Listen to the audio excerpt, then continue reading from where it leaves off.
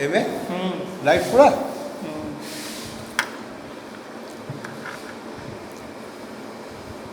Just we are going to teach and learn the subject pathology for the student of BHMS second, and the today's chapter is Neisseria meningitidis or meningococcus। आज हम लोग नाइसेरा मेनिंजिटाइडिस या मेनिंजिकोकस के बारे में विस्तृत रूप से पढ़ने जा रहे हैं।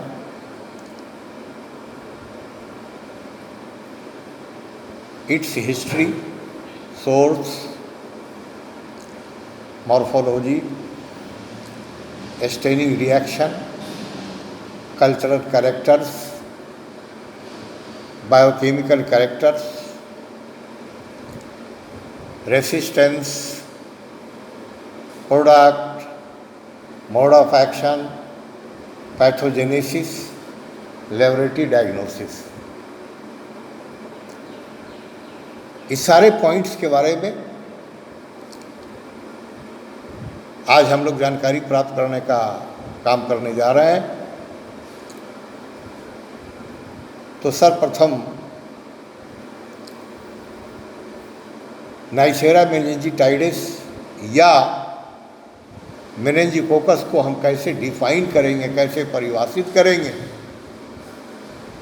या नाइसेरा मेनिंजिटाइडिस या मेनिंजिकोकस होता क्या है, उसके बारे में जानें।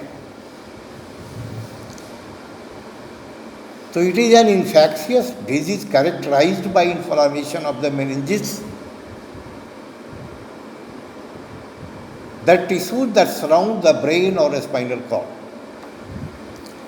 usually caused by bacteria viz Neisseria meningitidis। हम लोगों ने मेनिंजाइटिस के बारे में पढ़ा है, मेनिंजाइटिस के बारे में सुना है। तो मोस्ट प्रोबेबली एजेंट जो मेनिंजाइटिस का होता है वो मेनिंजियोकोकस होता है। तो बोलता है कि यह एक इन्फेक्शियस डिजीज है जिसमें मेनिंजिस का इन्फ्लामेशन होता है। मेनिंजिस कहते किसे हैं? वह टिश्यू जो ब्रेन के सराउंडिंग एरिया को कवर करके रखता है या स्पाइनल कॉर्ड को कवर करके रखता है। Usually cause by bacteria like Neisseria meningitidis. तो पता ये चल रहा है कि there are so many types of meningitis, there are so many causative agent of the meningitis, but most probably cause of meningitis is Neisseria meningitidis is caused by bacteria meningococcus. Now its history. Weissenbaum, 1887, first described and isolated in meningitis by examination of the spinal fluid, and it established the causal relationship of this organism with cerebrospinal meningitis। 1887 में एक वैज्ञानिक वेस्सेलबाम ने पता किया spinal fluid का examination करने के बाद कि सेरेब्रोस्पाइनल मेनिंजाइटिस का जो कॉजेटिव एजेंट है वो एन मेनिंजिटाइडिस है या नाइसेरा मेनिंजिटाइडिस है। The organism was called diplococcus intracellularis meningitidis. Next source, इसका स्रोत क्या है? It is found in the nasopharynx of the patient.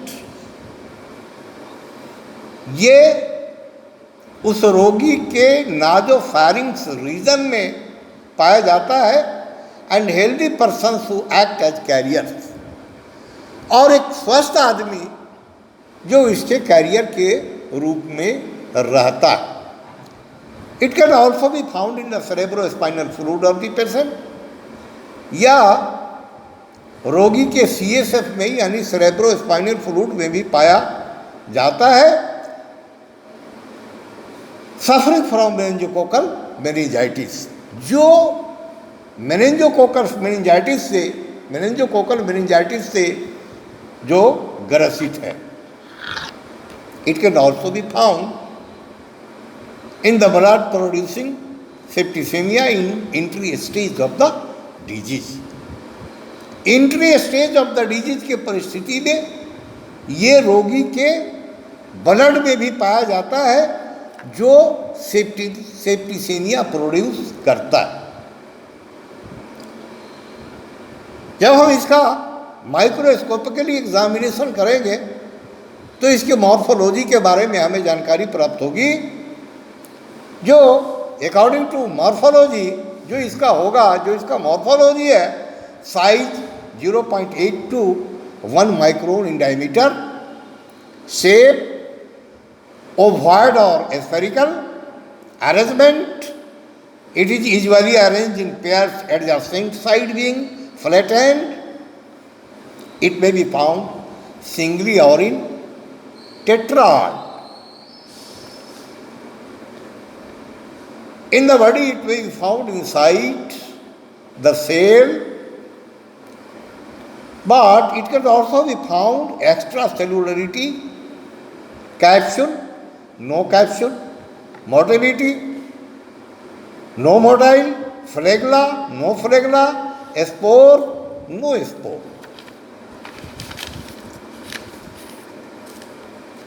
Now, staining reaction, जब हम स्टेनिंग रिएक्शन का अध्ययन करेंगे तो पता चलेगा कि ये ग्राम स्टेन जब करेंगे तो ग्राम नेगेटिव फोकस है ही, acid fast bacilli not acid fast आकर। नेक्स्ट कल्चरल कैरेक्टर, जब इसका हम कल्चरल कैरेक्टर का स्टडी करेंगे तो क्या मिलेगा?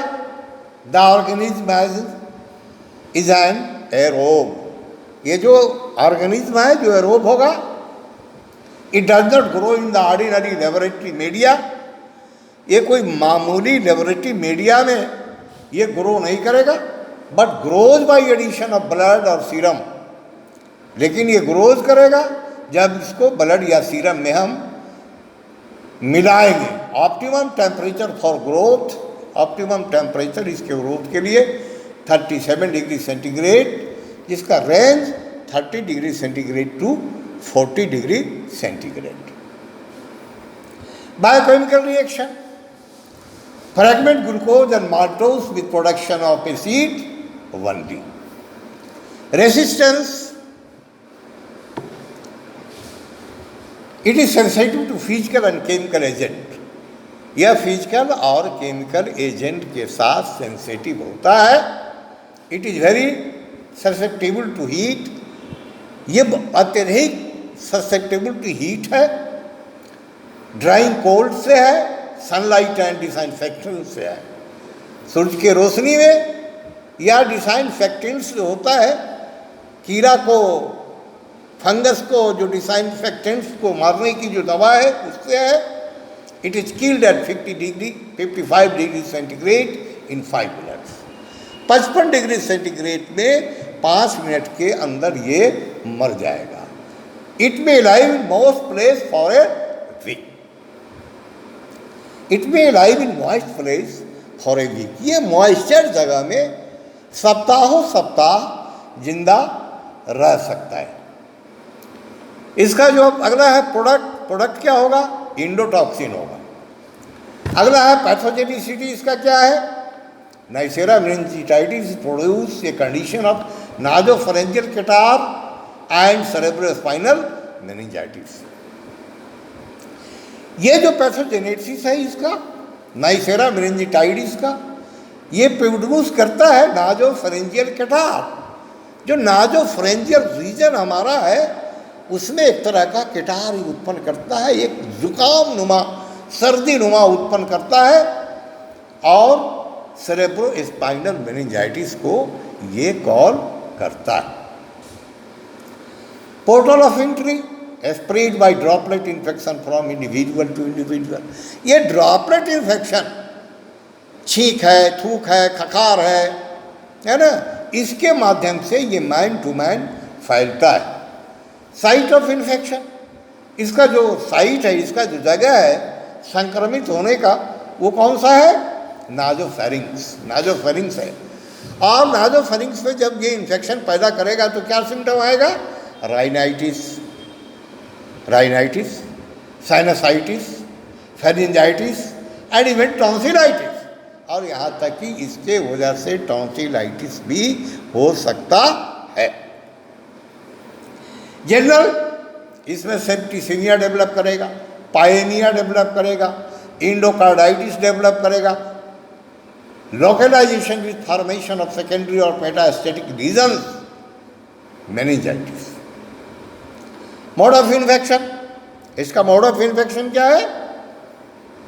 The organism harboured in the nasopharynx through the contact और द कन्वल्सन कैरियर।